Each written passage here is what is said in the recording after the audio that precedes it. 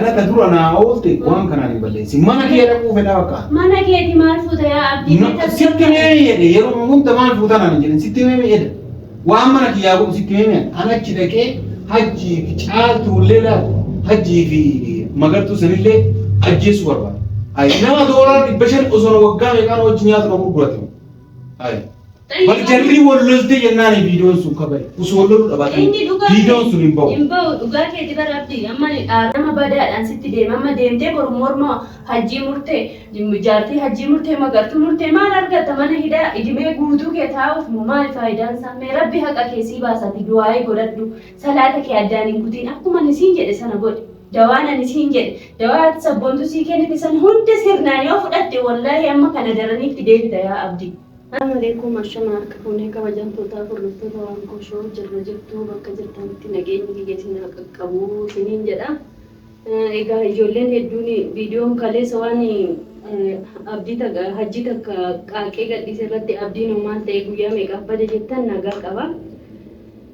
Hundaafiyyuu wanti magaalaa kana keessaa egaa hedduu nama sodaachisa hedduu nama jibbisiisa illee nama aarsallee waan maraafu abdiin kunillee hedduu na dararaa jira jechuudha amma. Video magartuun gadhiifte isinis argitanii jirtanii ijoolleen hedduullee iyyuu argitanii viidiyoo sana hubattee ilaalteetta abdii amaana naan jettanii jirtanii ijoolleen hedduun koomentii jalatti illee feesbuukaan illee waan akkasiitiin jechuudha.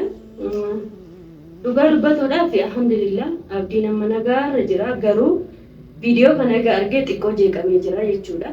Edallee rafeen bullee akkana nu dararaa bullee jechuudha. Aniif abbaan sarkee bar akkana irriba malee bullee deemu malee bakka deemeetu achitti du'eedhe hedduu nu dararee jira jechuudha. Ammallee abdiin kun gagabba'ee jira amma ol deebi'a.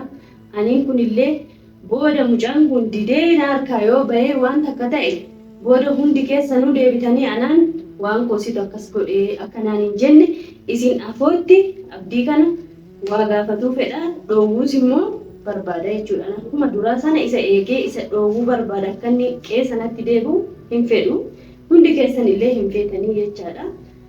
Hundaafiyyuu waan inni jedhus waan ta'us egaa kan waliin ilaalu ta'a isiniin jedha hordoftootaafi kabajamtoota keenya agadhuma sagantaa keenyaatti nu hordofaa isiniin jedha. Seeni afti. Salaam. Waalaikum salaam akkam. Abuwaan. Jirta. Jira alhamdulillah. Eessa badde? Eessa naasuma. Asitti bilbilalee bilbila siin kaafadhe aara sirraan kallee malee. Aaramaan sun irraa galee moona jabaataa jira. Maalati badee yoo tasgabboofte abdi? Kana caala maal tasgabbaa'e? Kana caala maal eedumaa as buluun tasgabbuu miti. Tasgabbiin kanaa olii maaltu jira? Kanaayyuu waan ati rabbiin na qabdeef. Ammallee wanni siin jechuu barbaadu. Dhiifama akkanaa guutu barbaadee. Kan maalee na beemaa? Laala deemtu itti rabbiin na qabdeen yaa gana tursiisteemi. Anama dhageeffadhu. Anama waa lama keessaa tokko waliif ladhu. Yookaan jiraachuu yookaan nagaan jiraachuu yookaan immoo du. Maarree amma beeti nagaa jirta abdii alhamdulillaan jettu ati ka darbe sana yaadattee alhamdulillaan jettu mee? Laa nagaa jira alhamdulillah. Isinillee galatooma ulfaadhu atillee dhugaa dubbachuuf na wajjin taa'arte jirtu. Garuu amma hadda sin absaa jira. Maal si godhe? Kana dura naa oolte waan kanaan hin balleessi. Mana kee dhaquu fedha bakka. Mana keeti maal fuuta yaa abdii? Sitti mee jedhe yeroo hunda maal fuuta naan jedhe sitti mee jedhe. Waan mana kiyyaa godhu sitti mee anachi dhaqee hajjii fi caaltuullee laatu hajjii fi magartuu sanillee ajjeessu barbaada. Ayi nama $500 osoo waggaa meeqaan hojii nyaatu na gurguratu. Ayi. Bal jarri walloltee jennaan viidiyoon sun kabari. Usoo walloluu dhabaatan viidiyoon sun hin bahu. Hin bahu dhugaa keeti bara abdii amma dhaaruu dhiisee yookiin. Bar amma nama jiru waliin itti kaasaa. Nama boolla seenee wajjin haasaa jirta. Sanuu akka sangaa gabaa baasanii 500 nan baasu 500 si baasa irratti si dabala horii ta'e. Horii gabaa baasan argite meeqaan si baasaa jedhanii gurguranii akkasitti akka horii sanitti jarri jaalataa na gurguraa jira. Kanaafuu dhageeffatan waan fedhan haa godhan. Waan fedhan yoo fedhan maaliif akka isaanii ittiin galan. Amma na kiyya dhaqeetuma maaliif akka magartuun illee waan akkasii daladde hajjiillee afaan kiyyaa waan san gaafatu barbaada. Namna dhaggeeffadhu fittee atamu waan akka bichaa. Nan dhoogiin dhiifama naa godhi. Kushii na dhaggeeffadhu ka dura namni si dhaggeeffadhe inni tasgabbiidhaan bar. Aarri kee barnaa gala abdii miidhamni kee hundi naaf gala garuu immoo akkaataan anitti deemaa jirtu kuni akkaataa sirrii miti. Amma nu waan eegallee jirraa hin beektaa dawaa fudhataa jirta. Alhamdulillah akka isaan si godhanii baratin jirtu ture yaa obboleessa kiyya saha wallala. Kanaafiyyuu ammallee ati anallee yaani dadhabbii kiyya qisaasessitee ijoollee kiyya irraa bakka meeqa seenee akkanan itti abaaramaa akkattiin ani tufamaa daandiirra deemuun beektaa miti karaa sababa magartuuf ijaartii hajjii kana ni beektaa miti abdii garuu. Kan kana ta'ee kan hin hobsa horadhee siif jecha beektaa miti kana. Kanaafiyyuu ammallee dadhabbii kiyya qileetti hin naqiiniti tasgabbaayii sirriitti fayyaa keetti deebi'iti.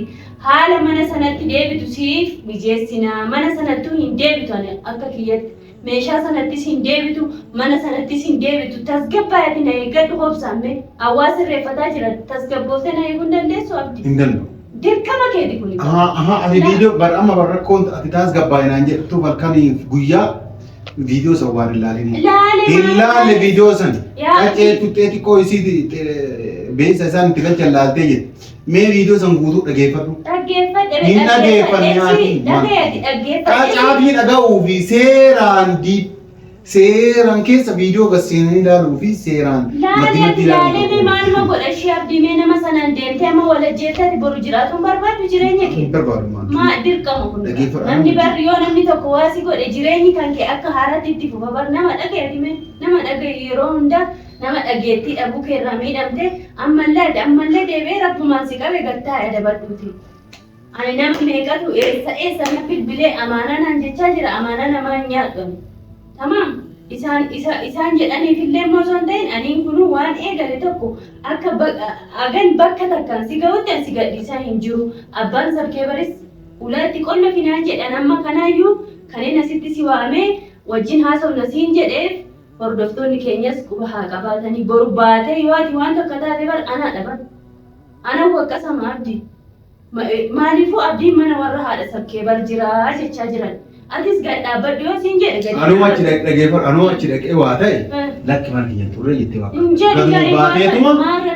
Gaduma baateetuma viidiyoo waraabaatuma lakki abdiin mana kiyya guyyaa sadii hin dura mana kiyya dhufee achi booda mana kiyya dhufee beeku waluu arginee dhageeffadhu waluu arginee beeknu jettan wallollee irraa jedhan. Osoo ijaan arguu qileetti kan deemtu kan ba'ee viidiyoo dalagatu yaada ilma kee gad taa'e maan galuma dhaabbadhu. Kamaan qoomee na dhageeffadhu osoo anjiru magartuu amma biyya kana keessa kan deemuu hin dandeettu. Namni kun karaa seeraa gaafa na karaa samaa isillee ajjiile. Ishee ajjiile hunda suutumaan isbuura. Namni bar waama tokko deemee qileetti nama waabdii tasgabbaati. Maa tasgabbiin sitti noranne.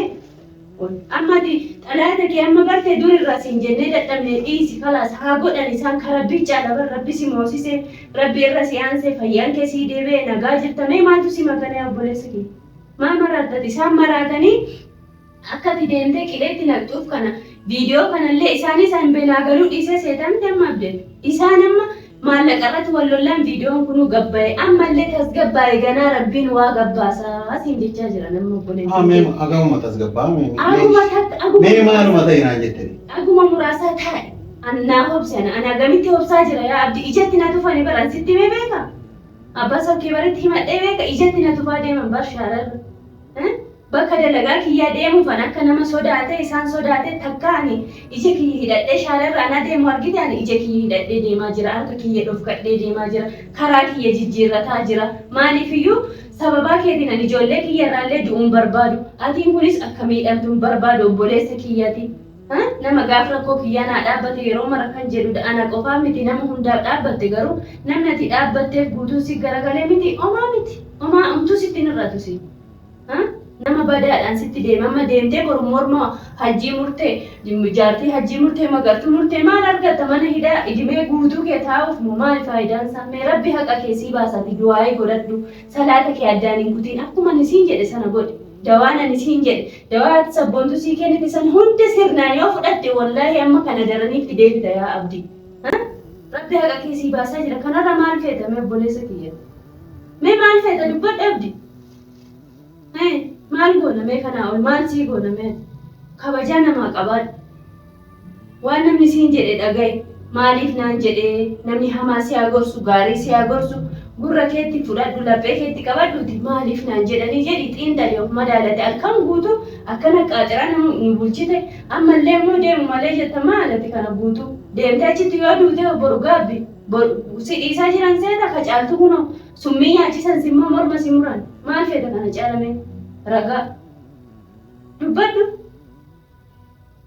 abdi na kunoo kana karakkoon kee waan deemtu waan feete hin dubbatiin midhaanis guyyaa guutuu nyaadhu jette hagabuu oolte du'een asitti malee asitti yoo duute sirnaan si awwaale halaas deemtee garuu harka nadhoo marziidhaan hinduutu marziidhaan si dadhabanii marzii baatii lamaaf jedhanii sitti daragatan jalaa fashalaa'e amma immoo marzuma sanagaa kana marfee si diranii si ajjeesuu gattaa'ii siin jedhan yoo nama dhageessa ta'ee jechaadha.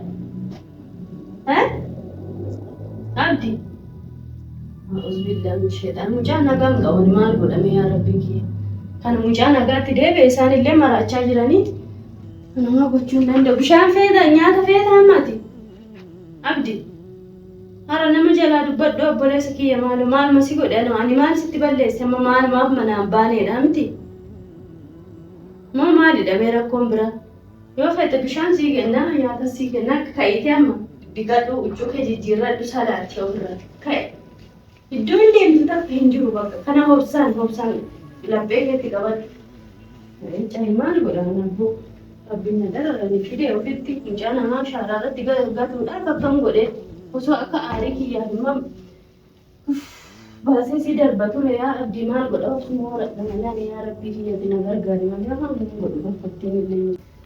Egaa hordoftootaaf kabajamtoota keenya haala abdiin irra jiru akkuma agartanidha. Garuu haalli fayyaasa fayyaa jira. Aara qaba baay'ee aaree isaa midhaaniin kun gubadhee irra jedhee jira. Garuu immoo aniin kun aara kiyya sana dhofkadhee isa tasgabbeessuun dirqama kiyya waan ta'eef malee dhugaa waaqaan baay'ee aaree mucaa kana namni shira isatti yaadiin hin jiru. Garuu immoo akka rabbiif hin jira fayyaa isaatii nagaa isaatii inni tasgabbaa'ee waan ani jedhus dhagahee bakka tokkoon aga isa ga'uttanii isa gadhiisaa hin jiru yaa amma biyya isaa isa galcha yaa amma biyya biraa jijjiirraaf kana nu mari'ataa jira yaa amma ammoo waan fedhe waan godhamu qabu tokko niin godhaaf jedhee ani waadaa galeera rabbi biratti jechuudha nama biratti yaani of fakkeessuun maaliif osoo hin ta'in ammallee kan isinitti illee qaaqe isiniin kun biyya adda addaatiin nu bilbiltanii abdiin akkam ta'e jettanii egaa abdii akkuma argaa jirtan kanadha amma na jalaayyuu qabaan jiru na jalaa dubbatu dhiise jedhellee itti naaroo sonatumeyyuu itti naarooni maaliifiyyuu